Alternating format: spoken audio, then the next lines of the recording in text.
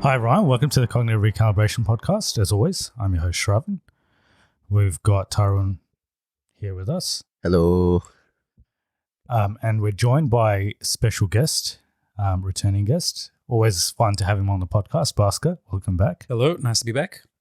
And we are talking the big bet that you two had is gonna be revealed. Who wins that bet today? Almost forgot that bet. We should have maybe had a cutoff. I didn't even check the results. Yeah, so Is there results? Yeah, there is results. I've got multiple sources as well. So I've got IMDb, Rotten Tomatoes, Shravan did his research on this one. Metacritic. We've got all of them together. So if there's a sock in that bin, I already know what's going on. well, Remy will be ready with to eat any socks. So he tried to eat our socks prior to the results. Yeah, when we had them on the gun. When we had them on as well. So. Yeah, I'm just very glad I didn't make the condition the box office, because I'd be eating like more than one sock right now. If that was the case, I had Christopher Nolan movies don't do great box office. Other than Batman, like the Dark Knight and Dark Knight Rises both did over $1 billion. Yep, but other than that, it's like 800, like around that region. And Tenet was worse. Tenet was less because of COVID, but then I think Dunkirk was like 6 or 5 or 6. But like war movies tend to not do that well anyway either. Yeah, that's nuts. Yeah, I think his last highest grossing one was Interstellar, and then before that it would have been Inception. Dark Knight Rises. Well, yeah, excluding the Dark Knight. Yeah, so it would have been Inception. But yeah, we'll go through. We'll do the bet at the end. So we'll Nice. get to that right after we express our thoughts on both the movies. So nice concluding point to finish on. What we'll do actually before we get into our thoughts on the movies is just talk about this phenomenon of Barbenheimer. Oh, Barbenheimer. So we watched opening weekend. We did Oppenheimer first and then Barbie, not on the same day. Yep. I think that would be quite difficult actually. That'd be a very intense experience. to do it both in the same day, just because Oppenheimer's 3 hours and then Barbie's like 2 hours. But we did Oppenheimer on the Friday. We did And then Oppenheimer on the Friday and Barbie then on Barbie Saturday. on the Sunday. We had like a day between. Yeah, we had a day in between. I'm glad we did. Because otherwise it would have been too crazy. Yeah, you would have just been too tired, I think. Yeah. But box office wise, so both of these movies combined is the highest opening weekend since Avengers Endgame. That's great. Which is the highest opening weekend ever in history. Wow. So it's done extremely well, and it's become a bit of a cultural phenomenon. Like everyone needs to watch both of these movies. It feels like it's a thing that people do. But it's really funny because in the beginning, in the very early stages, I remember in this podcast, you guys were both talking about it, and it was like it wasn't a thing. It wasn't Barbenheimer. It was like this. It's kind of weird that they're releasing two films that are so different at the same time, and we thought one's going to eat the other. Like what happened to Mission Impossible, essentially. Yeah, well, that's the They collateral. both ate Mission Impossible. They both ate That Mission was the collateral damage of this success. Is the Tom Cruise. Yeah, he died. No, he's not. He's still well and truly alive. He's got Scientology to to fuel him. to revive it. Yeah. But yeah, like the Mission Impossible, which we reviewed it. It was a good movie. We thought it was a pretty good movie, one of the best Mission Impossible movies. But unfortunately, it came out the week before these two, and it was just completely forgotten. I don't think people have watched it. Yeah. Yeah, and we talked about the IMAX thing, how Tom Cruise missed out on all the IMAX screens, but I don't think it was Oppenheimer that killed. We spoke about this off podcast. It was the Meg 2. It was the Meg 2. No, it was Barbie that I think ultimately killed Mission Impossible because he lost the IMAX screens, but he would have had a lot of the other screens, which the non-IMAX screens, but all of those screens were taken up by Barbie because of the phenomenal success of Barbie. Eventually, that sort of led to Mission Impossible not having much of an audience because everyone was going to watch either of these two. Well, like look at Oppenheimer, which is almost exclusively was made for IMAX. You try and make a booking, it's booked out for the next 2 months. Yeah. And it was like upon release. We tried to find a booking in like mid-August. Yeah. Back in July, and I'm like, it's all sold out. That the box office record for IMAX is not greater just because people are paying like $38 a ticket. Yeah. It's because the IMAX theaters are so few, they're eclipsed by all the other regular theaters. So if anything pushed it out, it was definitely Barbie because that. Yeah. You can still go see Mission Impossible. It's just I think the fact that people are also kind of budgeting what movies they want to see. That's right. So it's like, I got to catch Barbie and maybe I'll catch Oppenheimer and that's it. I'm done for like the whole mid-year cinema fest. I think it's good. I think they're going to swallow everything around it. Like no one's going to watch anything around Barbie and Oppenheimer for like the next month. And there's no big releases. And a lot of the releases have actually postponed their release. For a couple. There's a writer strike and stuff going on. Yeah, a couple of reasons. For strike still going on. That the strike, and then so Gran Turismo, which we were going to watch last weekend. They've pushed that back now. Well, it's showing here, but in America, it's they've pushed the release, and then like Haunted Mansion. There's a couple of other movies coming out. Dracula on a boat. I don't know what the actual name of it's called. Voyage. Yeah, was that the black and white? Voyage of the Demeter or something? That one, yeah. Oh, it's such a weird. Is that what it's called? I just call it Dracula on a boat. Dracula on a boat. Yeah. It's essentially that. It's just so weird. Why would they? Yeah, I don't know. But all of those have been, they're all swallowed. pushed. Yeah. There is Blue Beetle that's still expected to come out later this month. Which is probably going to tank. I don't think anyone's going to. I think projection-wise, it's even bad. Yeah. And it doesn't help that it's following from The Flash, which was not. We're going to talk about these two movies compared to Flash. That's my new rating system is it better or worse than The Flash? Is that a new rating score? It's just mine. It's just my rating system.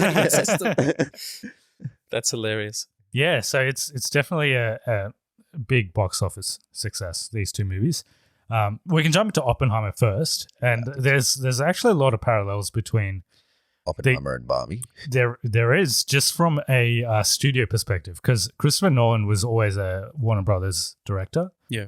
But during the pandemic, they decided to release a lot of their movies direct to their streaming service, HBO Max. Right. And that resulted in Christopher Nolan exiting from Warner Brothers, and then was that why he left? Yeah, and then joining Universal. So he was. This movie is actually the first Christopher Nolan movie that's not a Warner Bros. Movie. It's a Universal Studios movie, but Barbie is a Warner Bros. Movie. So, so it's a war of the studios. Yeah. So that's interesting. So I mean, box office wise, we'll get into it when we talk about Barbie. But winning. Yeah, Warner Bros. But I also thought that I think part of the reason, just coming back to the whole Phenomenon of Barbenheimer, one of the most important reasons, I think the reason why it's so popular is that these two movies could not be more different. Yeah. Right? Like one of them is a thought-provoking kind of treatise on like world-ending ideologies and how it can be used. And the other one's Oppenheimer. You got there. Yeah. I was going there. Yeah. But it's like, you see one with your mates and you see one, like the girls go see one with the girls. So it's like, almost as if we were trying to pull people across from the other aisle to see the movie with us. Like Barbie kind of is like, bring your boyfriends and, watch it because it was kind of marketed that way, Barbie. Oppenheimer was obviously marketed towards the hardcore Nolan fans. Yeah. But everyone's kind of pulling each other to see the others. And the only reason why I feel like we went to see it was to see A, what the hype was about, and B, to be part of this weird phenomenon, which was like... That's right. Like get a taste for both of it. And I don't think in both cases, it was something that I wasn't expecting. Yeah. It was very, very. That's right. Yeah, and they're both. Christopher Nolan's movies are always quite deep, so that was expected. But Barbie was unexpectedly had a bit of depth as well. So, but yeah, the point is, if Christopher Nolan hadn't exited Warner Brothers, they wouldn't have released at the same time. That wouldn't have happened because Warner Brothers wouldn't have released two of their movies on the same day. Yeah. So they almost did it. I think they did it purposefully to try and eat the other out. But one thing we didn't expect is that all of the production crew, the actors, and people kind of actually bound together and said, let's make this viral. Like you saw like Cillian Murphy and Emily Blunt, and like saying, we're going to watch Barbie. And then you're like, Margot Robbie going, we're all going to watch Oppenheimer. So and Tom Cruise saying he'd watch both. Yeah, but unfortunately, they didn't reciprocate that. Like, He was like, he was trying to third wheel the whole movement, but no one paid attention to him. 3 movies is a bit too much. Three in 1 weekend's too much. Yeah. Yeah. I don't know why. Yeah. Poor Tom Cruise. I'm gonna go watch Mission Impossible. I feel bad now. I'm just like, I need to go watch it. It's pretty good. He made it for me. Like, he made it like people like us. So I'm just like, Tom Cruise loves cinema, so he probably still he's still probably kicking about. He probably still loves. He's watched them both or whatever. Yeah. He was one of the first to watch Tenet as well when during the pandemic he went out and watched. He was one of the first to watch The Flash. Yes. And apparently you loved it. Well, okay, Oppenheimer. Let's talk about that first because that's the movie we watched first. Yeah, man. Bit of background. Obviously, Christopher Nolan was the director, but he also wrote the screenplay. Usually, for a lot of his previous movies, it was his brother that writes the screenplay, Jonathan Nolan, but this one was written by him. It's got a cast that's probably too big to sort of go through, but obviously Cillian Murphy is the lead role. I think he'll definitely be in contention for Best Actor based off this performance. Amazing. And I think Christopher Nolan will, he's been, he hasn't been awarded an Academy Award, but he's definitely been nominated for his previous movies. But I think this is probably his best shot out of all of his movies to actually win an Academy Award. Robert Downey Jr., after a long time, returns to the screen. I think this is his first movie since Endgame. His first major. No, there's a beautiful, there's an excellent movie in between. It's called Dolittle. Very good performance. Was that after Endgame? Yeah. Oh, no excellent way. performance. I keep excellent. forgetting that. Yeah. He should win an Oscar for that, but he's going to have to win it for this instead. Yeah. Both performances are on par, but yeah. Yes. Yeah. So I think he's definitely in contention for a best supporting role. You forget that he's actually An actor. Yeah, because he's always become Tony Stark. Like he's been Tony Stark for the last 15 years, and he's done like other movies like Sherlock Holmes and stuff. But you forget that he is actually quite a good actor. I had He's to already watch. won an Oscar though. I think he's actually an incredible artistic actor. Like in the artsy films, he's great. I had to watch Tropic Thunder again just to get my like Tony Stark thing out of my mind before I watched Oppenheimer, so I can bring him back to the base of like, all right, he did a really cool role. Now he's go back to doing something like ridiculous, and then my expectations are set. So I was like, he's an actor for me now. Yes, yeah, and it'll be interesting to see what he does going forward because he can pretty much. He doesn't need to do it. He doesn't need to really act, but obviously he did this out of the passion, and he wanted to work with Christopher Nolan as well. Coming to that, I think there's a lot of big name actors, Academy Award winning actors in this movie that are essentially in cameos as well. So many. We could get into that maybe in spoilers, but yeah, there's a very big cast. Everyone does a really good job as they always do in Nolan movies.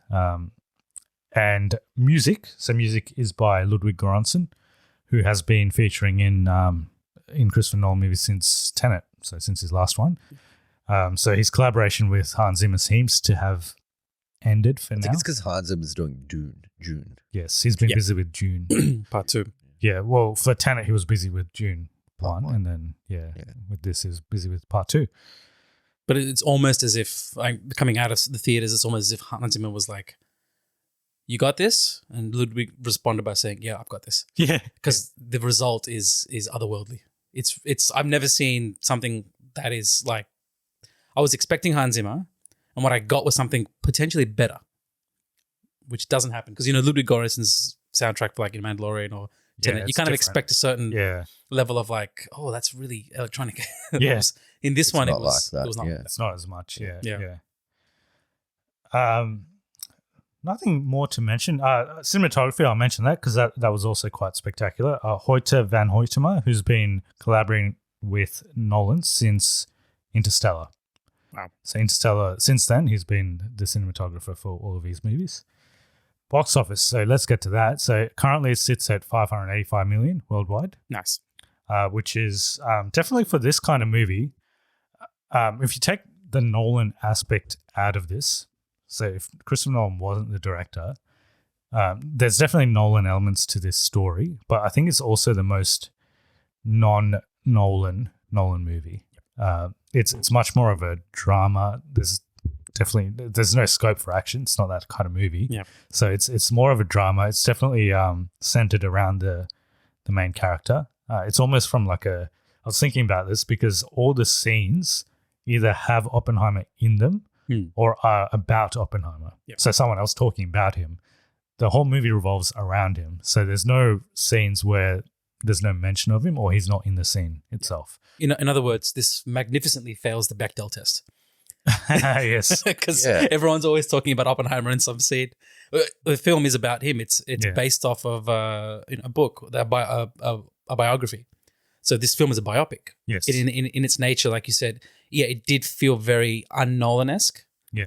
But in the same way, that's what fascinated me about this movie. It's like Nolan's doing a movie about a historical figure that is really interesting. Like you can't really pull in too many fiction lines from that. You have to draw from facts and history. And this was a really like tumultuous chapter of history that he chose to take, like one slice of essentially humanity defining moment. Yeah. So that's, I think, what drew people in. Like, oh, he's doing that. It's like George Lucas suddenly deciding to do like, I don't know, Mandela or something, like crazy. It would have been like, wow, what's this going to turn out like? So yeah. Well, I think the parallel is probably something like Steven Spielberg going from Jurassic Park to Schindler's List, something like that. Yeah, which was in the same year. Yeah. Surprisingly, like that would never happen now. But I guess Nolan has done sort of big blockbuster movies, and then he's gone and done this movie, which is much more. It's still released in blockbuster season, but it's more not artistic. I would say it's more. It's more what you would expect to come out in November. Yeah, or like Oscar December. season, like in that Oscar type season. Yeah. But he always interestingly, he always releases his movies on essentially the same date. It's his late July release. right. It might be a problem for when the Oscars come around because people might forget about it. Yeah. Which used to be the case, but Everything Everywhere All at Once kind of proved that wrong because that released like way before the Oscars. Oh, yeah, still, right. Almost at the beginning of the year, like of the cycle. Yeah. So I think people will still definitely remember this when Oscar time comes around. But the point I was making about the box office was this is quite a large amount of money for the kind of movie it is. Usually this kind of drama Oscar type movies don't make this much money. So yeah. Or don't cost much to make. That's right. Yeah. I mean, it also costs a lot for what it. It's $100 million budget, which is for the kind of movie it is a big budget. Yep. I think a lot of it's for cast itself, probably. Right. Yeah, probably cast. I don't think they spent that much for all this film is not a CG reliant film, and I think also there is no CG shots in the whole film. Oh, so people say that there isn't any CG shots, but there is visual effects. Yeah. So there's everything's real, but it's topped off with visual effects. Yeah. Which is very interesting because there were some shots that I thought. Because some people, when you say there's no CG, it's like, oh, so all of that actually happened. It's like, no. Oh, yeah. Like, so it's visual effects. Visual effects is not necessarily computer-generated imagery. You can have some things that embellish real life. Yeah. So there wouldn't be any shots where there's humans and a completely computer-generated object. Yeah. I think the best example that I was shown was like, well, in Lord of the Rings, Gollum is technically a computer-generated image. Yes. Whereas when they shot images like of actual architecture, like the castle, like Minas Tirith, they used a miniature. They'd actually used a miniature and a physical object, but they added like the clouds, light rays, which is... Or they would like add like stuff at the back and make it bigger. But when they have the army and then they just add more army at the back, like they have the So it's actually based off of something real, but they've multiplied it or something. Yeah. Which is look, I think that was a good decision because this isn't a film that they waited to make because the technology hadn't appeared. Yeah, it's more so that they waited to make because they wanted to make it as authentic as possible, and no one could detonate a bomb in real life up until now, which is like what they wanted to do to recreate that explosion in real life. And in terms of technology, this was all shot in IMAX on IMAX film, but apparently they did have to invent black IMAX film for this movie, right? Because there are some shots where it was on black film. It was on black film. Okay. To enhance the ever shot. Going to be used again? Probably not. I think it's a Nolan special, one-off thing. Yeah. And I feel like it was done just for that one shot. Yeah. To get the absolute darkest contrast next to what was the image of the actual money shot of the film. Because if you did it with regular film, what happens is you have the ambient light of the projector is your black. Whereas you use black film, you actually darken that. It's like taking your gamma value and like changing on your TV. You make it darker. Yeah. Yeah. So we're basically talking about our thoughts on it. I guess we can jump into positives. we've kind of been expressing it already, but we'll start with Bhaskar. What's your biggest positive in this movie? Like, if you were telling someone to watch it, what would be sort of the buying factor? If at any stage in your life you studied physics, or quantum mechanics, or if you're a student or you're fascinated by it, this is a movie that you have to watch, because the physics part of it, they don't actually delve into too much physics. It's just mentioned here or there, little morsels are dropped, but like the history of it is. I mean, considering Nolan's like Tenet and his other movies, I thought he would go more technical, like actually go into the science a bit more. Yeah, but he did. It goes into it, but not as much. It's definitely much more around the character of Oppenheimer rather than the science. Like, they established that he had a brilliant mind, right? And then he used that to take an idea and get a team together and all that. But part of that whole conversation about the visual effects not being too computer reliant, a lot of the effects were analog. They had like a studio that developed all these analog effects of how do you visualize particles, how do you visualize the quantum world, like electron eigenstates and, like, the wave boundaries of between particles and light. They showed that really well in some of the sequences in the film, and like the implosion stuff. And I just felt like, in the mind, how do you get into the mind of someone who is that brilliant? This was a really good film at trying to show what was going on in someone's mind. And outside of that, the whole film as a complete beginning to end experience, if you expected a film to aggrandize the development of nuclear warheads, it'll surprise you, because it's very self-aware, this film. It knows what the audience thinks it's about, but it kind of pulls back on that, glorifying this action too much, because we all know what happens as a result of the history of this event. And what happened in Japan, what happened afterwards, and with the whole nuclear arms race thereafter. So it's very self-aware.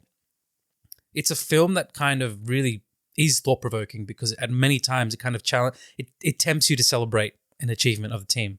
And at the same time, it kind of asks you to think, well, what's the consequence of this?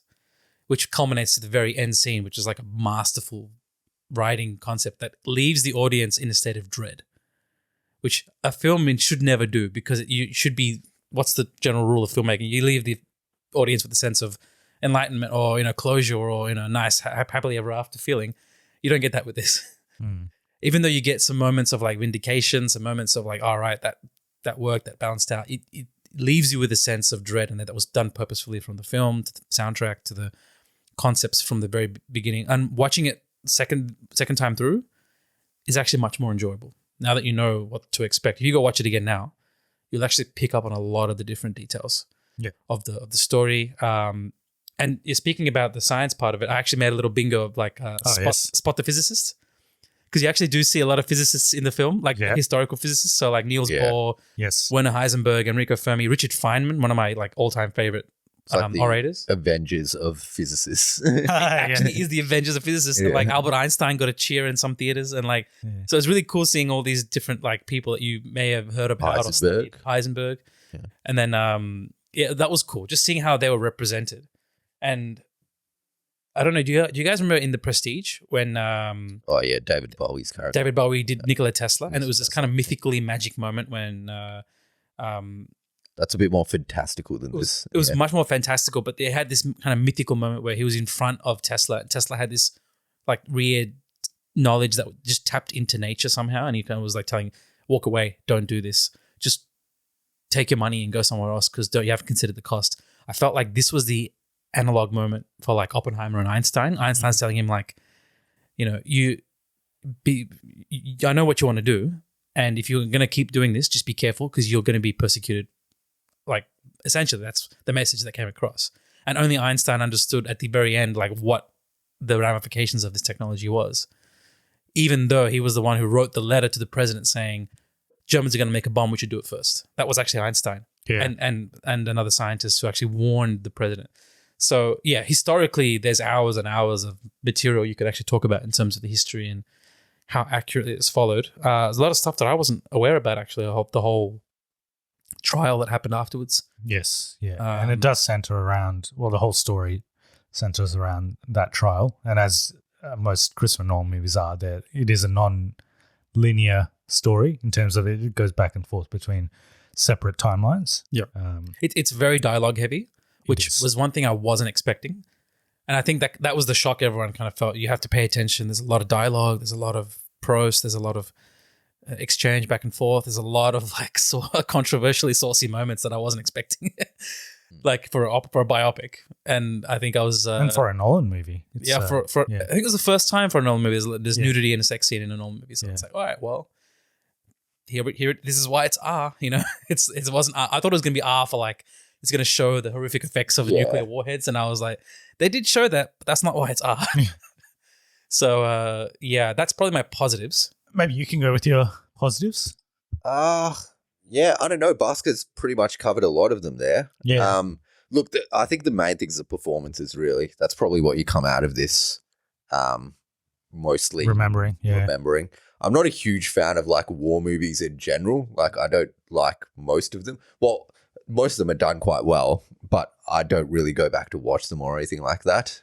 Like Schindler's List or like Dunkirk. 1917 or something like that. Yeah, or it's a hard film to watch. yeah, they're all quite good, but difficult to watch. I would put this movie in that kind of category in terms of what it is. Yeah, I mean, it's not a war, as in there's no war sequences, but it's talking about the war. Yeah, well, it's set before the time of war and then After. Just at the end of it, essentially. Yeah. But overall, what you come out of it is the performances. Yeah. Cillian Murphy, Emily Blunt, Robert Downey Jr. They're probably the standouts for me. Yeah. Matt Damon was pretty good as well. Yeah. I think Matt Damon was. I don't think anyone's bad in this movie, but like everyone is really good. But Cillian Murphy especially is like amazing. But yeah. Yes. Yeah. Definitely Oscar worthy. Yeah. And you talked about the music. The music's good. Cinematography is all great. There's not much to dislike about it. Like even a person that doesn't like war movies will come out of it saying they think it's pretty good. Yeah. Yeah. I think I agree with all the positives. I can talk about one of the sort of negatives, and it's a negative that has come up with a lot of Christopher Nolan movies, and that's just the sound mixing. It's not as bad. It's better at this. It's not as bad. Yeah. Yeah, so it's definitely not as bad as Tenet, but definitely like towards the start of the movie, I was like, oh no, here we go again, because I couldn't hear some of the stuff they were saying, and obviously there's a lot of scientific terms that are thrown around, and you really need to like concentrate to go with, understand what's going on, because it is a dialogue heavy movie. I would say it's like at least 50% better than Tenet though. Like the sound mixing. It's definitely much better in terms of because Tenet was nearly inaudible. I reckon it was like in some parts. It was almost intentionally done, because Christopher Nolan was like, you're not meant to understand the film, you're meant to feel it. And it's like I get what he's trying to go for, but in order to feel it, we need to first understand it. Yeah. So it's like that. It's like Oppenheimer's line in this movie. It's like they won't understand it unless they've used it. It's in this one, we I think have that's to hear been the like a problem for Nolan since Interstellar. That's just like ramped progressively up, progressively got worse, and then Tenet was like the peak, and now it's coming back down. Yeah. So that's probably the only major sort of thing that I had. I think it is like, it's not for everyone. I think that it is a long movie. It's 3 hours long. And you have to go in with certain expectations. So don't go in expecting like Prestige or an Inception or any of those movies. But I'm surprised that a lot of people that I probably wouldn't expect to have liked this did like it. And thought it was good. Yeah. So I think a lot of people who didn't like Inception seemed to like this because they found that it was more grounded. Yeah. It was more obviously based on real like life events, so it's less fantastical. I think it's really like a dad movie, but like a white dad movie, not to be racist. Oh, yeah. But no. I see what you mean, because it's based in the good old 40s where men were men and women were women. So it's like the established roles. Everyone knew what they were doing. Military function, Manhattan Project. It's like the most like dude kind of film there is. However, there is also a kind of nuance, an element where it's like I think the danger and the horrors of science and the progression of weaponry and how it can get to a point where you're like, once you start to tinker with these magical forces of nature, you get to a point where it becomes almost world ending.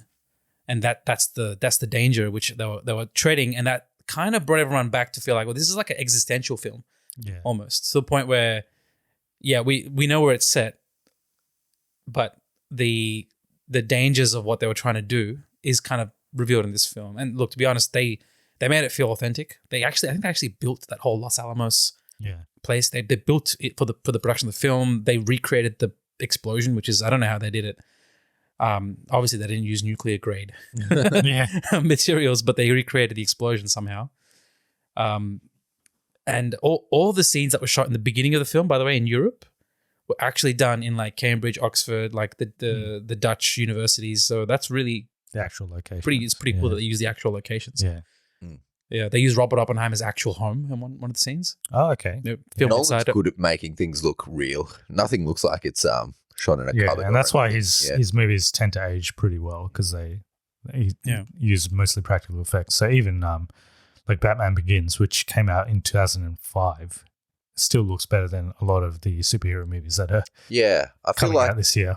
Lots of movies have just over-reliant on CG at this point, where they use it not to embellish, but to just create everything. They're trying to recreate the comic book panel in film, which is maybe not what Nolan was going for. He was trying to create the original story that inspired the comic book afterwards, like as if this was some sort of real event that happened, which, we need to bring back, I think. Yeah. So I don't think there's too many spoilers as such. If you're born after 1945, you probably know the spoiler. Spoiler alert. Read your history books.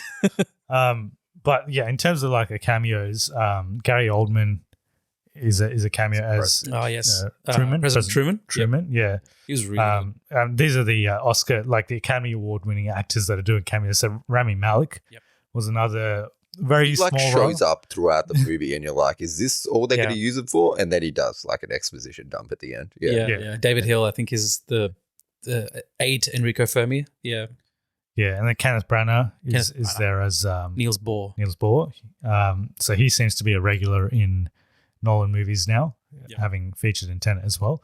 One person that wasn't in this movie was Michael Caine, unless I missed him, but I don't think he was.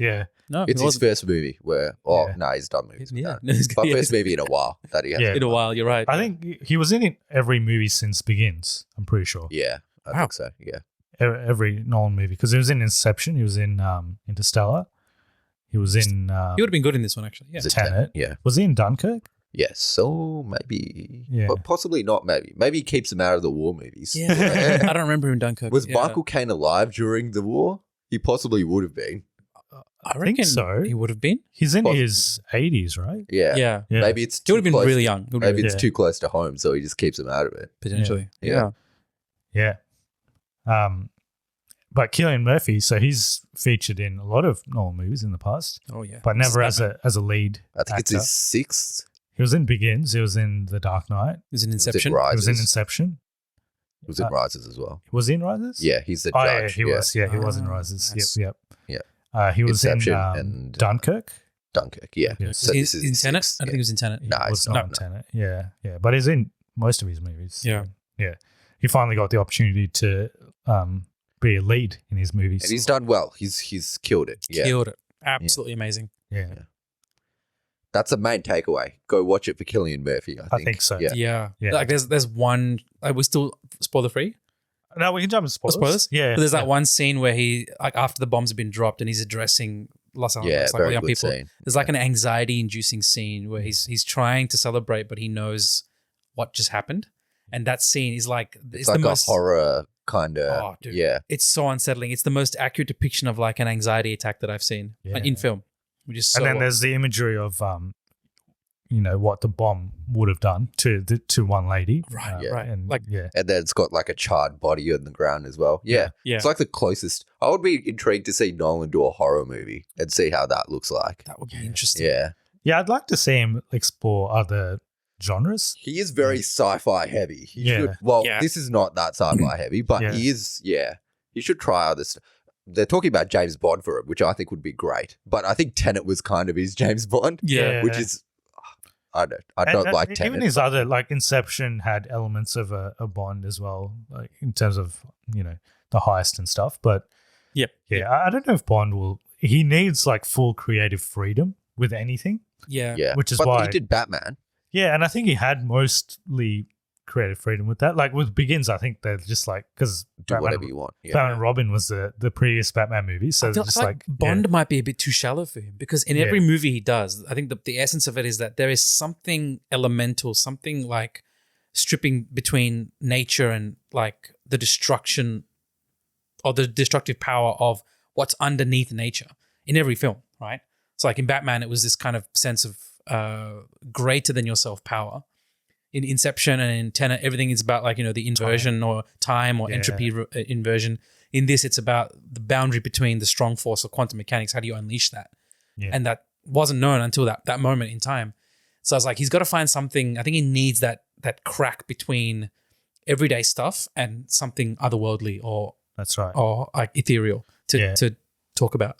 Which and is why even there's a lot his like movies before Batman. So, his Memento is his first theatrical film, and Insomnia. Even those they're not straightforward movies. Yeah, you could make a non-straightforward Bond movie though. I don't know if I don't know how tightly they hold on to that property, and I think that I'm guessing he's not going to get as much freedom with that unless they just let him do it. But I would actually, like you said, a horror movie that would be very interesting from Nolan because there'd definitely be like that would be.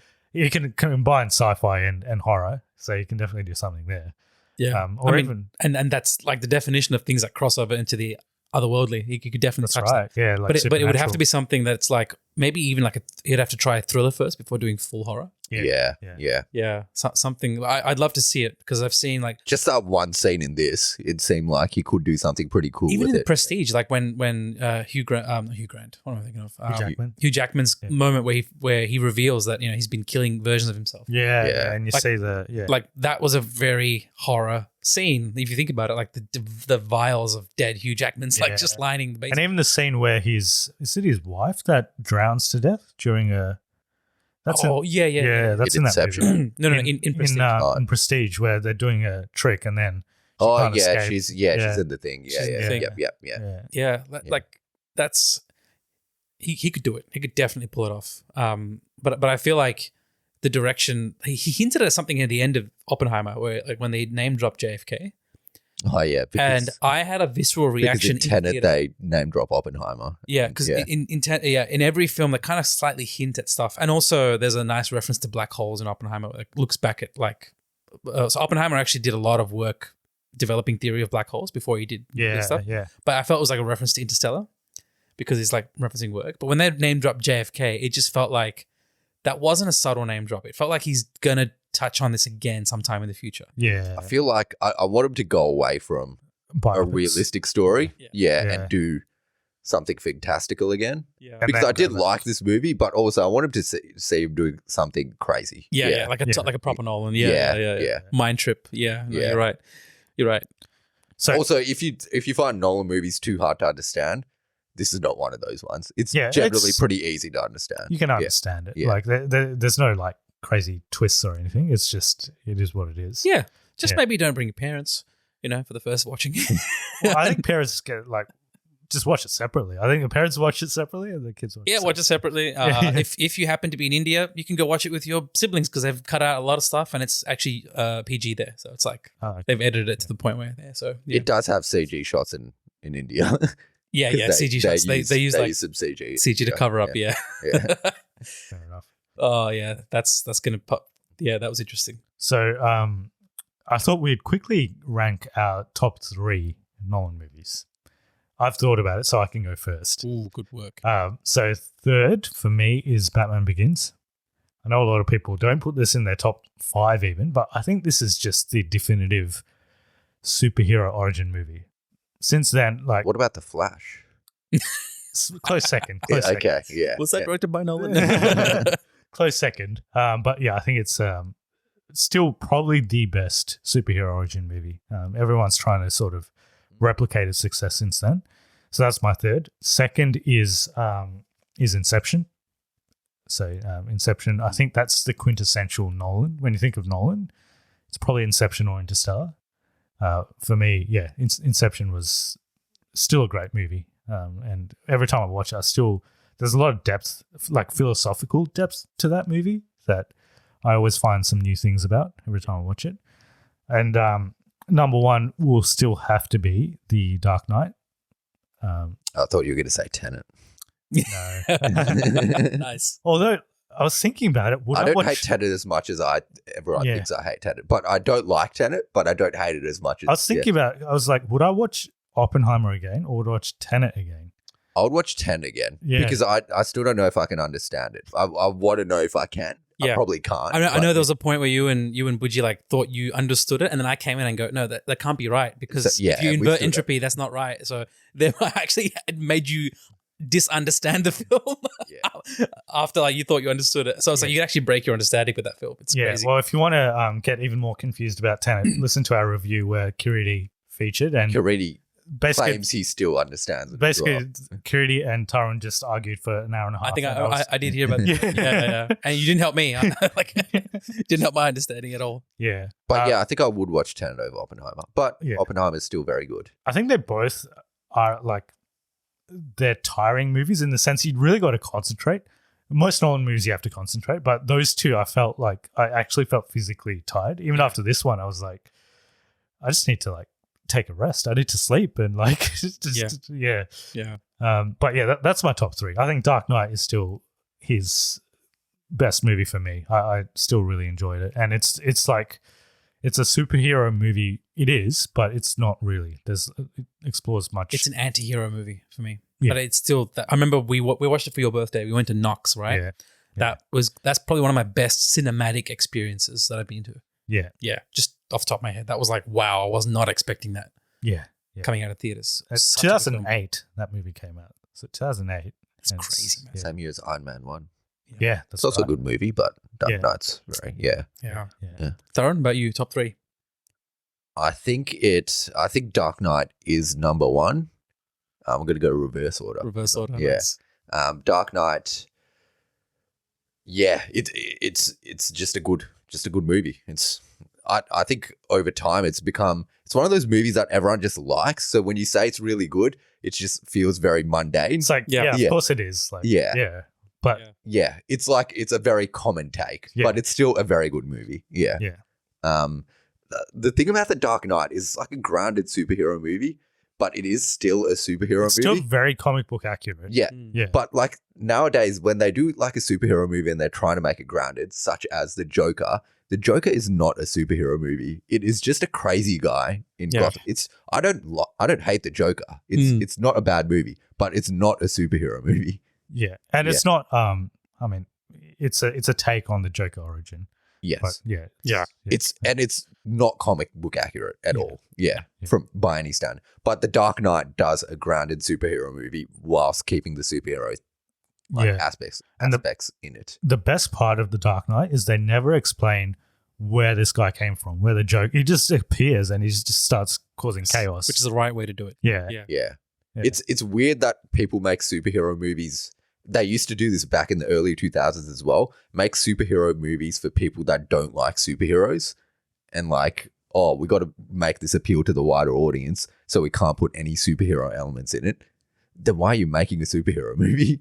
But yeah, The Dark Knight does it well with both aspects. Yeah. I think Inception's also my second favorite. Very good movie. Inception's close to being my first favorite as well. Yeah, but same with me. Like taking away the the Batman movies, Inception is definitely up there. But I think for three, it's either The Prestige or Interstellar for me. Fair enough. But the ending of Interstellar is just a bit weird, so I'll probably go Prestige over that. Prestige is also very. The ending of Interstellar just ruins it a little bit. Like it makes sense according to all the physicists and everyone, but also it's just a little bit too fantastical. Yeah, it's got that creative element. Yeah, that's what. Otherwise, Interstellar would be in my top three as well. I think it's just that end.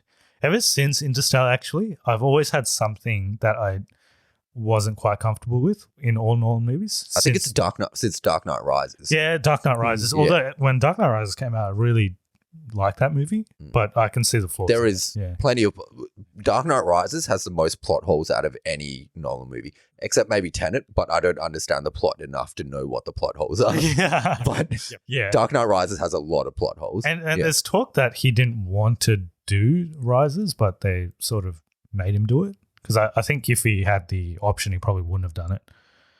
Yeah. I agree. Yeah. In terms of my top three, I'll go like the reverse up. My third one is definitely, I think Inception is going to be my third. Just purely out of that whole zeitgeist of that film when it came out in 2011 and what it did.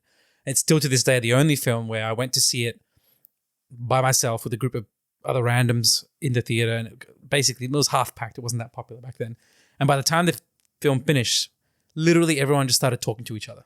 Yeah. And I've never seen that in a film ever, right? Random people talking like, what, was he still dreaming? Did you see what happened there? Like, how good was this? Like, that never happens.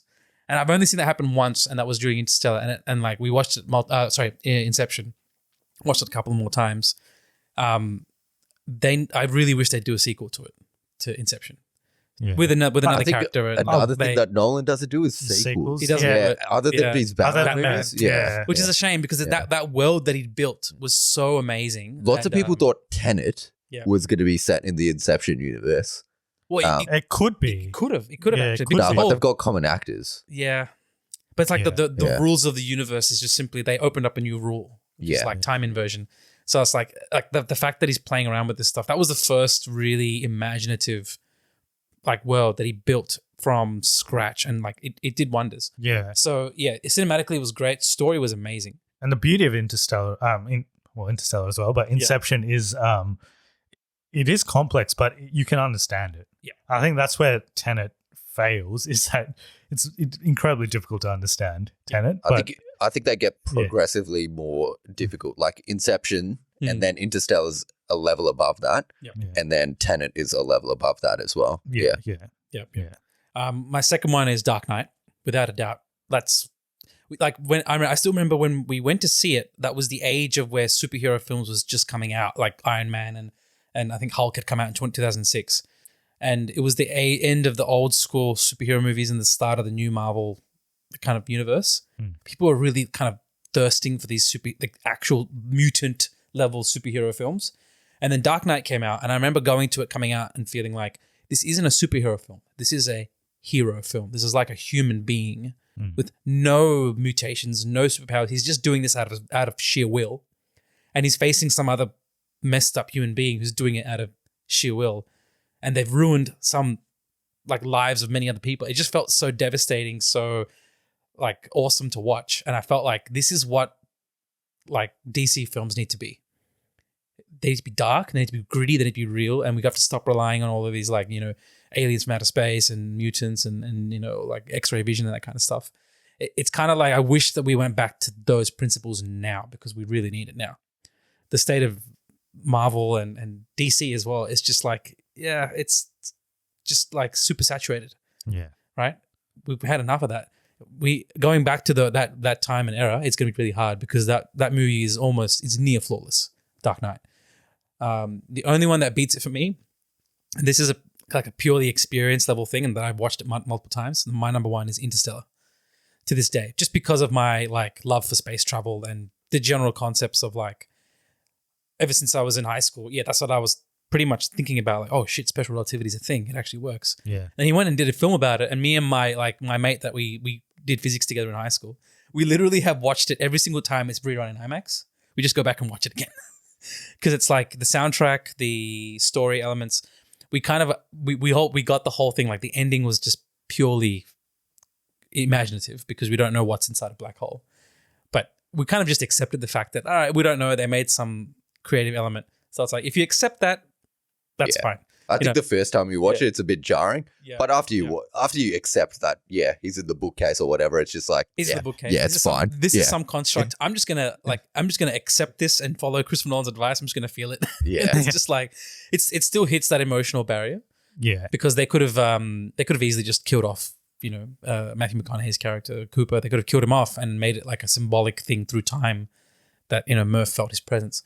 But it was a very well done movie from beginning to end, and I think it still leaves a lot to think about afterwards. Like, what is after watching that, what is the main message of that movie? Are we going to do anything about it as people? As a cinematic thing, it was the first one to kind of provoke and really kind of ask me the question, like saying, well, are we going to continue being the frontier chasing people that we used to always be, or are we going to go back to the sedentary life? So it was a wonderful commentary at the time when it came out of like, do we just stick our head in the dirt, or do we try and, reach for new horizons? Yeah. So yeah, it was a really, that was fine. For me, that was number one film. No, it is a great film, especially for me. I like the science aspects of it, but I think the underlying story between him and his daughter is really what drives that film. Yeah. And I think that's what Nolan does well is the characters. He does have a complex plot around these characters, but the character relations and the way he portrays them, I think that's his real strength, and that's one of the flaws of Tenet, I guess, is what we talked about. The characters don't have names in that movie. So yeah. Well, they have names they mentioned like once. Yeah. Like, well, the main character is called the protagonist. Yeah. Yeah. But it doesn't have a name, so yeah. I was going to say my favorite part in Interstellar is when they're trying to get back onto the base, and then they're like, "What are you doing?" to Matthew McConaughey. He's like, "Darking." Yeah. That's my favorite part. That's a great And then scene. the organs start playing in the background. Yeah. Yeah. Oh, that was Interstellar is one of he has great soundtracks in all of them, but that's a great.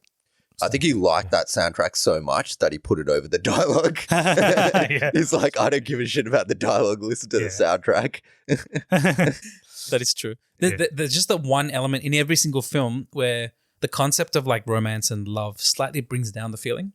Like Interstellar is this really thought-provoking film. In the middle of it, it just starts talking about how love is this mystical force that connects people beyond space and time. I'm like, that's bullshit. Like, why would you put that line in a really scientific film? That was thread, what's her name says it, right? Anne Hathaway says it. And I'm like, you didn't need that. And even in Oppenheimer, I felt like very similar. This is a really technically scientific film. You don't need elements of like romance and love and what will you do if I need you? It's just like that doesn't belong in a film about this man. They put it in there to show that he made the connection of death with Jean's kind of affection, and when she died, he forever connected that feeling with her. But that's my one kind of downside of all of these films is somehow I don't know why he feels a need to introduce this superfluous element, which doesn't really get touched on any other time. It's just that one moment and that's it. Yeah, it's pulled back. I think in Inception it does work really well with his relationship with his wife. Yes, because it's a continuous thread. Yeah. But I can see it in other movies where it feels a bit forced. Yeah. In Dark Knight, it was almost like the devastating effect of that. It's like, she's saying, I love Harvey Dent. And that truth was never given to Bruce.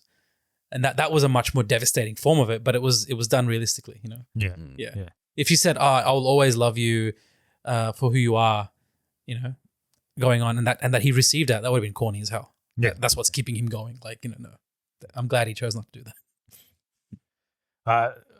One thing I will say about Oppenheimer, we didn't mention this, but the interrogation scenes, really well done with Jason Clarke, I believe, was the main sort of questioner in those scenes. Australia's Own, yeah. But this scene with him and Emily Blunt was one of the best scenes in the movie, and that's where Emily Blunt really shines in this role. That was really good. Yeah. When you said interrogation scene, I was still in Dark Knight for a second. So I was just like, I had to get myself out. Where is he? Where is he? Anything else on Oppenheimer? What do you mention? It's pretty good. Go watch it. Go watch it. Yeah, amazing soundtrack. Don't feel the need to go watch the 1570 presentation. The 4K presentation is just as good. And there's plenty of seats available. Yeah, I think you could probably watch. I think IMAX would be really good, but like you don't need to watch this in the film version or whatever. Yeah. I think it'll have it as long as it's got good sound. Yeah, it's fine. Actually, the sound is more important in this film than the visuals. To be honest, I thought it was the visuals. It's the sound. So if you can watch it in an IMAX, go watch it for the sound. Don't worry about the visuals too much. But yeah, that's a definite recommendation. You must go watch it. It's a cognitive recalibration from me. It's better than The Flash. All right. Yeah.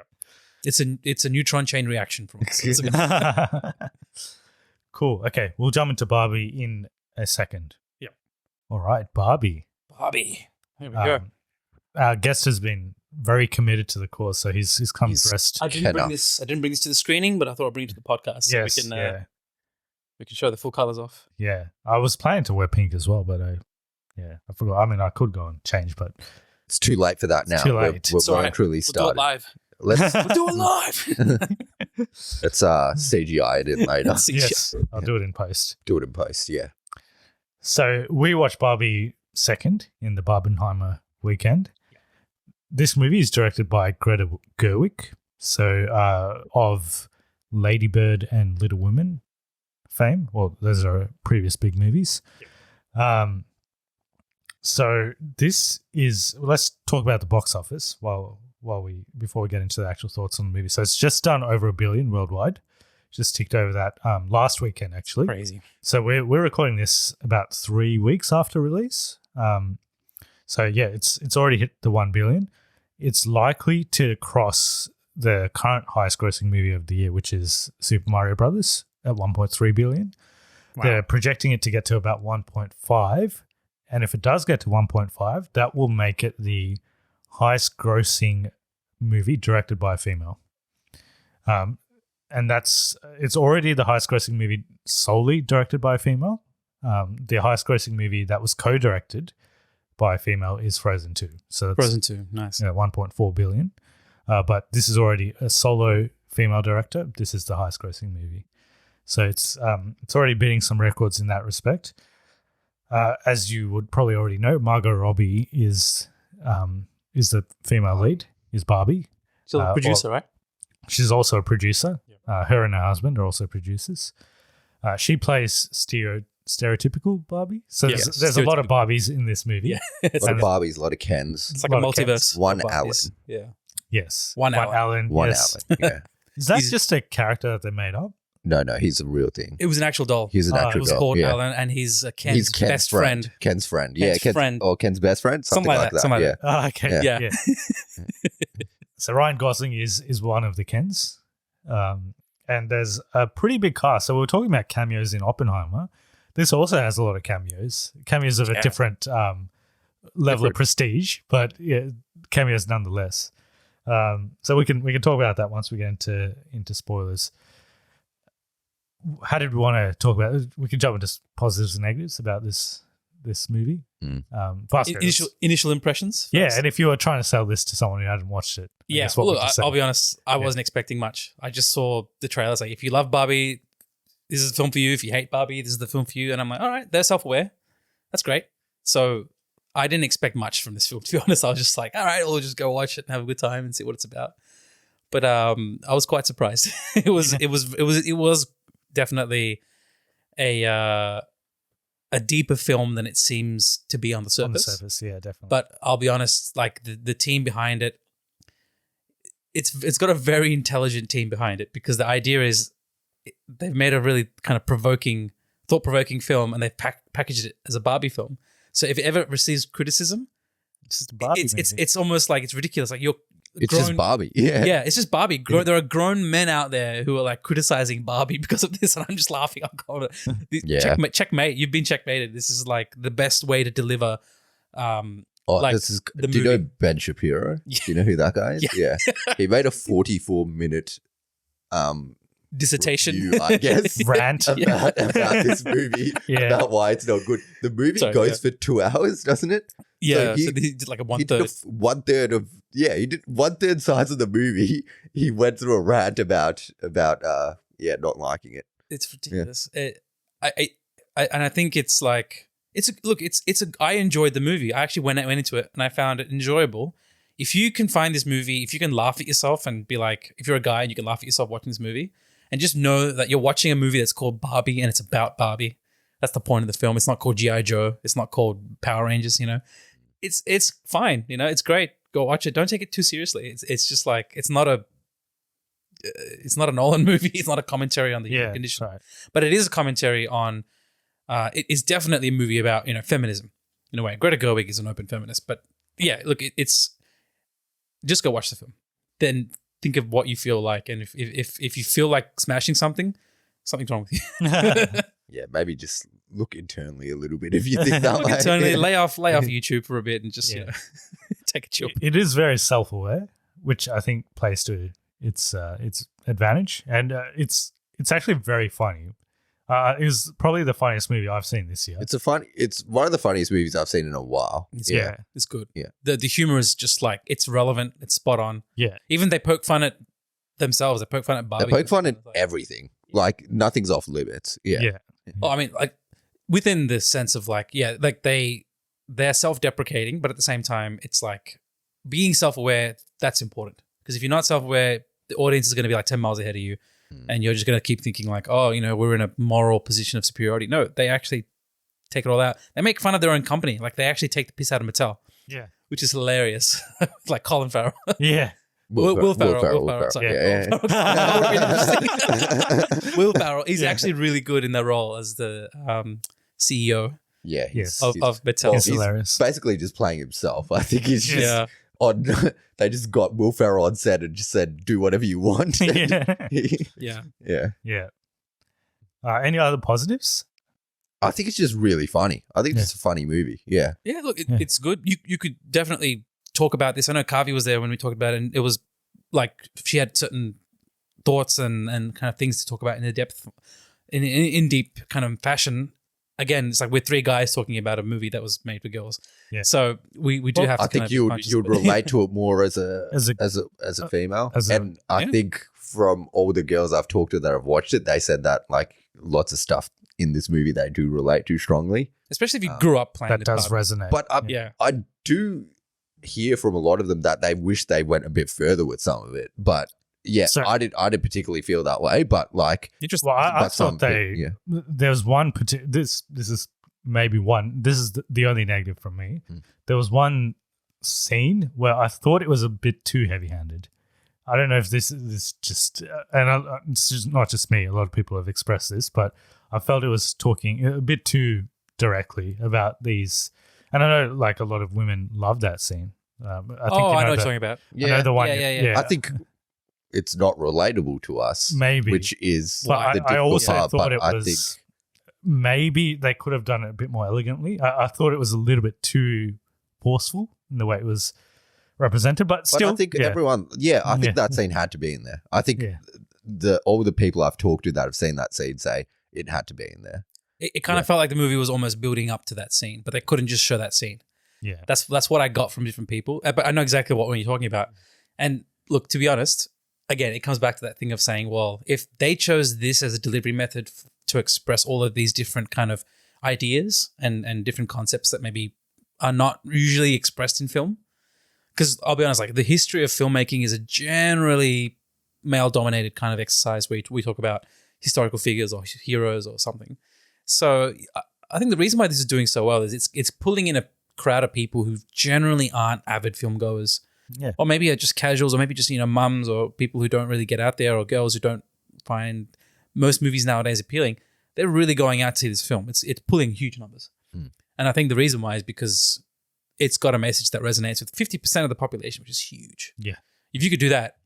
They actually did a demographic study on the opening weekend of Barbenheimer. I think the audience for Oppenheimer was, I'm going to say 65% male, something around that. Either 65 or 70% male. Okay. And they're basically reverse for Barbie. Right. Yeah. So it's obviously skewed to certain. Skewed. That's interesting. I would have thought the differences would be much higher, but that's interesting. Yeah. Like it's not a film that portrays guys in any competent light. That's one negative I had. Yeah. In that, it just shows guys as being either default or pretty much useless. Like even the guys in the real world where, the main protagonist's husband and the girl's father. Yeah. It's just this random dude who's... And there is commentary about, like, they go into the real world, obviously, and there's commentary about how things are structured in the real world. Yeah. Almost to a hyperbolic level. Yeah, that's right. It's a hyperbole level, but I think... Everyone in this movie, just to make a point, I understand, but it's. But it's really interesting to see how some people took that literally, like saying, "Oh, not all construction work builders are misogynist people," and it's just like I get it. This film is a fantastical film. Everyone's wearing hot pink. Yeah. And even then when they go to the real world, everyone's like super abusive to them, like in Miami. Like, I haven't been to Miami. Yeah. Was it Miami LA? or was It's it LA. It was LA. Yeah. Yeah. Like, I don't know if the streets of LA are that brutal, but it's like, look, there are certain things that they have to bring into the real world, and you can't get that when you're watching it from a film about a toy. Yeah. I don't think it's meant to be realistic at all. Like, it's a hyperbole of both situations are a hyperbole, and I think everyone in this movie is stupid as well. Like, on purpose, everyone in this movie is stupid. Yeah. Yeah. The only other negative I'd say is I think that there is a message in this movie, and we can talk about it more in spoilers and explain what I mean. But they kind of, at the end of it kind of goes back to the status quo. And I think they were trying to make a point. I think that is part of the message, though. Yeah, I don't know if maybe I don't know if that was the point. I think they were trying to say that it should be a different way, and maybe the Barbie world could have reflected that. But at the end of the movie, it's back to like what it was before. So I was like, well, interesting way to end the movie where you were trying to push a sort of message. And Which then I have something to say about that. Is that like trying to highlight the real world though? Like people want change, and then essentially they get to a certain point and they're like, oh, we've done enough. Like this is enough change. Yeah, in that sense. Even though they were trying to poke fun at the absurdity of the inequality of real life by doing a reverse in a potentially hypothetical world, but they missed a lot of things in between. Like in making that point of satire, they're actually missing a lot of stuff, which is worrying, because when you make a joke, you have to be aware of, okay, you're making fun of the inequality of the real life situation. So you make a joke, but when you portray like the group that you're trying to make fun of, and you portray them as like incompetent, that's not how it is in the real world. We don't look at the other group and think they're incompetent. That's not what's happening. So if that's their view of why it's happening, it's a very immature view of the real world, which is kind of what the status quo image, they're trying to portray something. It's worrying. It's like, is this what you really think of the real world? Because that's worrying if it is. Yeah. I guess we can get more into that in none of this is going to make sense if you haven't seen the movie. Yeah, exactly. You're going to think like, where did the dolls come in? Are you talking about hats? Like, and that's another thing. This is not made for girls that play with Barbies currently. Oh, it could be. Like, it could be a first introduction to it, but it's a lot of the shit's going to fall. Yeah, exactly. I don't think they'll enjoy it the way that you'd expect them to. Yeah. So, it's maybe the first half. I think maybe the elements of the Barbie, and this is also musical. Yes. By the way, so that there are songs in it. It's got good music. Yeah. It's mostly Dua Lipa, but it's good. Yeah. It had some numbers like La La Land, like they'll just break out into like Ryan Gosling, like Ryan does Gosling. an amazing song in this. Yeah. I thought the performances were good as well. So Margot Robbie's obviously a very good actress, and she's probably like the most serious role in this, and she pulls it off. Yeah. Everyone else is kind of stupid and quirky. Yeah.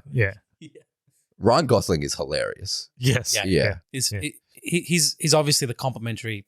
He's not got his own limelight in this. He's just complimenting the performance from Margot Robbie. Yes. So Margot Robbie did very well to like she carries the movie essentially. Yeah. Yes. Like there are moments where it's like lighthearted. There are moments where she's not being 100% serious, and there's moments where it's deathly serious. Yeah. Not deathly, but like to her existence, and she pulls off that really well. Yeah. It's hard.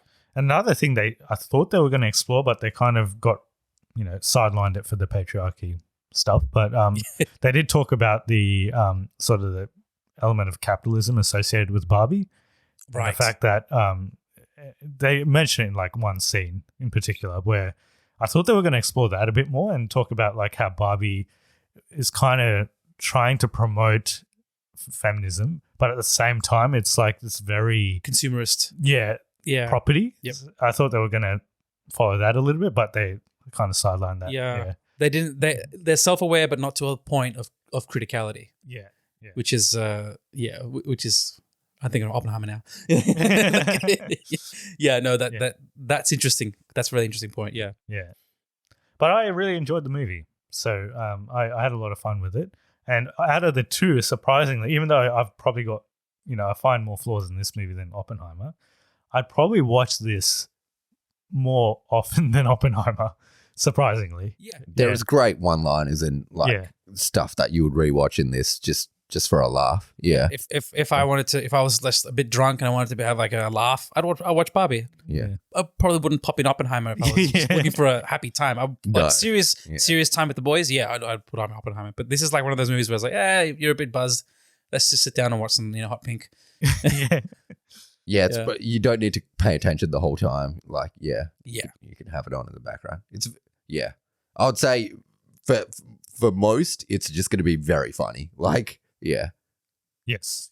and it's a Barbie movie. Like, come on, like, Always remember. But yeah, if you get too pulled into it, just remember what's on the cover of this thing. If it's making you hate anyone in this movie, pull back. It's a Barbie movie. And think about yourself for a little bit. Yeah. All right, we can jump into spoilers quickly. Yes. So the point I was trying to make was at the end, the Barbies, there's a point in the movie where the Kens take over the Barbie world, but then at the end they get it back, and then there's like a joke at the end, which was it was funny, but at the same time I'm like, was that the point of this movie where I think the Kens are like, oh, can we have a seat in the government or something? Supreme Court, Yeah, and then they're like, oh, no, you can have one of the backbench. Yeah, two's enough for now. Yeah. I don't think it's... Well, if you look at that scene, I don't think it's played that, oh, the Barbies are right here. It's like, oh, the kids don't deserve a seat. It's just... But I thought Margot Robbie's Barbie, I thought she learnt a lesson through her experiences in the real world. But she didn't make that decision. She wasn't the one that said that. Yeah. It was the president. It was the president. But that comes to that point where the whole reason why they kind of chat, so Simu Liu's Ken, and then the other Ken's like, oh, can we have like another Supreme Court justice because make it fair? There's 50-50 representation. They're like, two's enough. We'll see how we go. Like, that's how they see it happening in the real world. Like, for some reason, we're not bringing more female justices up to the level. And I don't think it's for the reason they think it is. Like, I don't think we're not promoting more female justice just because they're women. I think it's because of the representation of people of that caliber at that stage. Like, how many women go into that level of judicial representation versus men? If it's more women, I guess it should be representational. Obviously, it should be 50-50. Yeah. But like it's just those. I think they find it funny because it's like surrealism. It's like, that's how they feel. You're not represented in a group, and you feel underrepresented. You're going to poke fun at the fact, like saying, "Oh, we're not represented because of who we are." I think it's once again probably a hyperbole thing as well. I wouldn't take any of it too seriously. Yeah. Like there are some parts where you can pull out and just go, okay. Like the one part where I found hilarious was when the Kens took over, and the whole plan of the Barbies was to just like pretend you're interested. Just pretend you're interested in what they say, and this is like a typical girl thing sometimes when they actually do this in real life, where they just say, just, pretend like you give a shit. And they'll fall right into explaining their mansplaining kind of spiel. And one of them was like, oh, I can't wait to watch the 4-hour Snyder cut of Justice League. Yeah. I was just cracking laughing because I'm like, you fucking nailed me to a tree. I'm so attacked right now. I'm like, I want to watch that film. Yeah. And I don't, this must be just it was extremely funny, but Ken's fascination with horses was just like, where did that come from? One of the funniest lines. One of the funniest lines is at the end. It's like, when I found out the patriarchy wasn't about horses, I kind of didn't like it anyway. Yeah. You know what I think it is?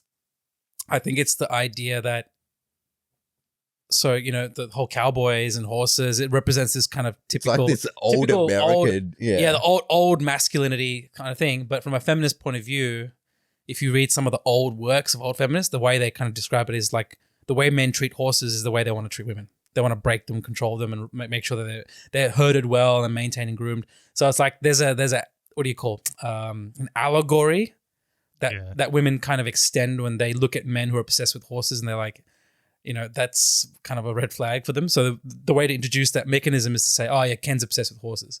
Why? He doesn't say, but it's like, oh yeah, it's because maybe they make the guy look better, they make him look more macho, they can be controlled, they have to be broken from the wild untameness. So there's a lot of pre-existing history about that. But the fact that they chose to go with that was hilarious because they could have chosen cars. They could have chosen I thought it would be cars or more. like motorcycles or something. Yeah. And then when Ken comes back and he brings patriarchy, he's wearing the most ridiculous clothes. Yeah. He's got horses everywhere, and he takes over the house and he's like Mojo Dojo Casa House, Yeah. which is all just which is separate all just words same. for house. Yeah. which is like just a big man cave, Yeah. right? And Yeah. it's like, there's that one part though that it's like he does all of this stuff, takes over Barbie's house, takes over the land and everything, and then has his own parties, and then he's like, it doesn't feel so good, does it, when you're not included? Yeah. And it's like, oh, that's interesting. They actually brought a point where they showed his pain for a moment and why he did what he did. But it's never really addressed. Barbie just goes into a spiral and never extras, oh, I did something wrong maybe. Or I was too obsessed, but they never addressed it again. So it's like there's space to address stuff, but they didn't address it, which kind of goes back into that point where they could have actually had a moment of like, oh shit, maybe we shouldn't be doing this. Yeah. Just being in our own little world. But again, it's Barbie. So what do you expect? Ken is not the main product of this. So that's they even marketed like Barbie is everything. Ken is just Ken. Yeah. I think, Barbie is the main protagonist of the story. Yeah. And they kind of leave it at the end that Ken still needs to Figure out who he is. figure out who he is. So, like, Barbie probably has more of an arc in this than Ken does. Ken's arc's incomplete at the end. Yeah. Yeah. Because Ken wouldn't exist without Barbie, let's be honest. Yes. At least in and the that's kind of real world, that's kind of his problem through the whole thing is that he doesn't know what he is without Barbie. And then at the end he's like, I need to go figure that out, what I am without Barbie. Yeah. So I think they obviously took that into a reasonable direction. And then the end of the film turning Barbie into an actual person. That was interesting. I wasn't expecting that. It felt like a bit of an Android 18 moment for me. Like they decided to make the unreal, it's like the Pinocchio, like make the doll into the actual real person. So that was an interesting move. And the whole conversations that they brought in the actual creator of Barbie, I forgot her name. Like it was played by the actress who played Matilda's mother. Yeah. In Matilda. Matilda. Is it Matilda? Yeah, that's the movie name, right? Matilda. Matilda. Yeah. What did I say? Matilda's? Matilda. No, she said Matilda. Did you say Matilda or Matilda? I'm pretty sure it said Matilda. Matilda. Yeah. Yeah. No. With an M. Yeah. M. Yes, sorry, with an M. Yeah. Played her mother. So, all those moments were really interesting where they brought the creator in and why she made the Barbie. And even like, I think Neil deGrasse Tyson has something to say about the Barbie movie when he found out. It's like, oh, okay. I'm sure he has something to say about Oppenheimer. oh yeah, he had lots to say about Oppenheimer. But I think he talked about the social constructs that were introduced to us as children through dolls. So that opening shot of Barbie is actually a whole reference to 2001 Space Odyssey, where they, show like the girls playing with babies. Yeah. And that's kind of nurturing their so-called nurturing upbringing and telling girls what they need to do. But Barbie broke that in a way. But it broke it in a good way, I guess, but they never focused, like you said, on the negative aspects of consumerism, where they made Barbie like Malibu Barbie, open house Barbie, Corvette Barbie. They just literally just told girls, don't worry about babies, worry about buying handbags, Matches getting lipstick, getting your hats and dresses, and it was never addressed. The consumerism aspect was just like, this is cool, this is fine. Make more plastic, dump it into the atmosphere or the oceans, we don't care. It's just like, I feel like they missed out on a whole conversation, like you said. They could have had that. They didn't, because it probably would hurt their bottom line. Yeah, that's right. Yeah. Will Ferrell was funny. Yeah. We talked about that. Yeah. He was good. It's funny. He relieved a lot of stress from that film. It's just like every time he came in. Yeah. And he wasn't like a chauvinistic. It was like an ignorant CEO, but he wasn't chauvinistic. Yeah. Which is interesting because that wouldn't have worked with Will Ferrell. You can never hate him. Yeah, there's a couple of funny lines that he had. Yeah. And I think like too many lines of this movie that are just hilarious to go through. Yeah. It's like, oh yeah, we care about women. We all love women. It's like a whole all male board of executives. And it's like, my mother's a woman and I'm his son. It's just like, yeah. Sometimes that there were little moments where I'm like, okay, I've seen like a president say these exact lines to try and justify that he's got a balanced cabinet or something. Recent presidents. Yellow presidents. Sorry, orange, not yellow. All right. Well, I give it a cognitive recalibration. think we're all positive on this one. It's again. better than The Flash. Yeah, no. Yep. I reckon it is a must watch. You got to go watch it. Find out what it is for yourself. And yeah, again. But also, I guess if you look at the marketing and you're like, I hate this, maybe don't go watch it. If you're not remotely curious, and if you're some dude like wrangling horses in the middle of Tennessee, and it's probably not for you. Probably not for you. You might even be offended by this film and you want to do something afterwards. Just be careful. Okay, moment of truth with the review. So I've got 3 sources. Okay, I've got Metacritic. Aggregate. That's an aggregate kind of scoring. Yeah, actually, I got 4. So I got CinemaScore, which is the overall rating that people who watched the movie on opening night gave. Yeah. So we'll start with that one. And then I've got Metacritic, I've got Rotten Tomatoes, and I've got IMDb. Nice. So, and for background, Taran was saying that Barbie would score higher in terms of the critical scores, and Bhaskar was saying Oppenheimer would be higher. And I said, I don't care if it's official or fan ratings. I remember saying that, like it can be either, which now I might be regretting. So, CinemaScore, Barbie got an A, and Oppenheimer also got an A. Ooh, close. So that's a draw there. Draw. Okay, that's close. Metacritic. So Metascore for Barbie is 80, and for Oppenheimer it's 88. 88. Oof. One. High score. It's pretty They're good. both pretty high. Yeah. It's both pretty high for Metacritic. Yeah. Given that it takes in all the criticisms as well. So that's a critic score from Metacritic.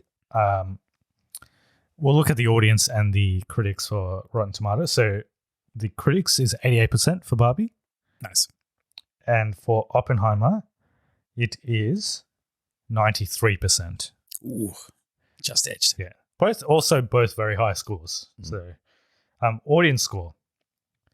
Barbie is 84% and Oppenheimer is 91. 91. Audiences have been definitely very vocal about these two. Yes. Yeah. Both all very high scores for both of them. So yeah. I would say both very well received. IMDb, lastly. So we've got Barbie at 7.4 out of 10 and Oppenheimer is 8.6. 8.6. So edged out. IMDb is going to be the holdout for all the Nolan fans, I'm guessing. IMDb is also, I don't know how many of the audience that probably like this movie go up onto IMDb and vote for it as well. Yeah, that is true. Yeah. That is true. There's a bit of bias it's there. probably more the Selection audience bias. that hate it that would probably go at it. Yeah. And vote for it. So yeah. And does IMDb have a separation between critics and users? Or is it just one score? Nah, it's just one I think score. it's just one score. Yeah. Interesting. Yeah, Metacritic does have a user score. So 5.1, interestingly, for Barbie. Oof. For which platform? Metacritic. That's probably strongly male dominant. Well, I'm maybe being sexist here, but I think it's strongly male dominant on Metacritic. Actually, I remember Metacritic's very famous for video game reviews. Games. Yeah. So it's got a lot of gamers, and if you know anything about gamers, it's very, very highly opinionated. So yeah, they're probably vocally 8.9 turfing this in terms of user score on Metacritic for Oppenheimer. So yeah, interesting. Okay. So Oppenheimer is the winner, but it was close. It's close. It was a close game. It was close, and I know Barbie fought valiantly. Fought valiantly, and we didn't put any sock eeting condition on you if you lost. It was just on me because I was so confident. Well played. I'm glad you don't have to eat a sock. Because I was. I don't know how we managed that. There was a bit of hubris in there. I was a little bit too overconfident. Those margins of difference were definitely much tighter than I would have imagined it to be when I made that bet. So. Yes, but like you said, if we went by box office, then you would be eating a sock. I'd be eating a couple. Yeah. I need to ask Remy for advice. On how to chow down a sock. Yeah, no. Cool. Thanks, Bhaskar, for joining us again. This was a great episode to have you on. Yeah, I don't think we'll get another situation again anytime soon. We got two films that are like this. Yeah. Released in the same window that are very, very different. Yeah, that's right. Yeah. So I think next week, it's a bit of a lull at the moment because of the writer's strike and movies getting pushed back, but we can talk about Secret Invasion if you've watched it. No, I haven't. I've seen the first few episodes. I think it's shit. Yeah, it's not great. But I think we'll need another episode just to dissect what's going on. I'll watch the with Marvel last at the moment, episode. so I watched the last episode because I heard it's horrifically bad, and I don't think much happens until then anyway. What is the main criticism? Is it just pace? And stupid shit. I think it's just like it's just so inconsequential. Like it's there's consequence, but it feels like it's slow. And there's so many filler episodes, and the end is just like it's just like what are you doing? The end was just like, what are you doing? I know what happens at the end, and it's horrifically bad. Yeah. Is it like at all close to the comics? No, this is not Secret Invasion to the comics. Because Secret Invasion in the comics is quite a big arc in the comics, and all the superheroes are involved in it because Skrulls start becoming superheroes. Like they start imitating superheroes. Yeah, I've heard about this, yeah. Whereas in this, there's no other Marvel heroes in it. It's just Nick Fury, essentially. So I think that's where they missed a trick because it doesn't feel as impactful without the... I mean, they did something else separate to that, which was just not as good. But yeah. We can talk about it, I guess, in another episode. I've seen the first couple of episodes, and it brought me back to that slight feeling of dread in the beginning of Captain Marvel when you start, not like halfway through Captain Marvel, where it starts to reveal, there's a lot of Skrulls on Earth.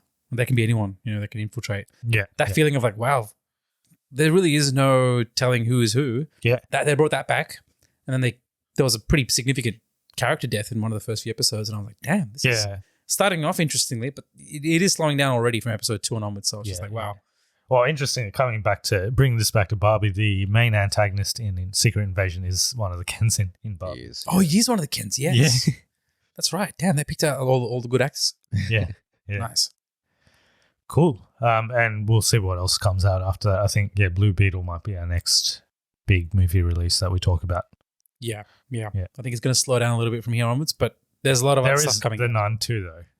Yes. Getting back into the Nun. Taron, you're in? We have to get Abhishek. Abhishek, yeah. Sorry, I have to get Abhishek. We have to sit him down. He's going to have job scares again.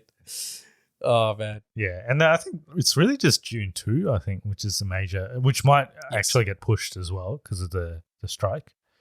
So if that does get pushed, then I think it's going to, even if it doesn't, I think it's highly unlikely that anything's going to make more than Barbie this year. It'll be tough. I mean, look, even the sequels always don't do as well as the first ones unless you're a really strong franchise. So we'll see how this goes. Yeah. But I think we'll do better than the first one just because the first one came out during COVID. So true. Yeah. Yeah. So I think it'll definitely do better. And that film has garnered a lot of fans over the last couple of years because not many people had the opportunity to watch it. And it's going to fill the Star Wars void as well. Yeah. There's usually like a Christmas Star Wars movie. This is going to replace that. Yeah. I think that brings us to the end because my dog is asking us to come out now. So I think we got the alarm bells. So hurry up. So thanks everyone for listening. Hope you enjoyed this episode. Let us know if you've got any thoughts on Barbie or Oppenheimer.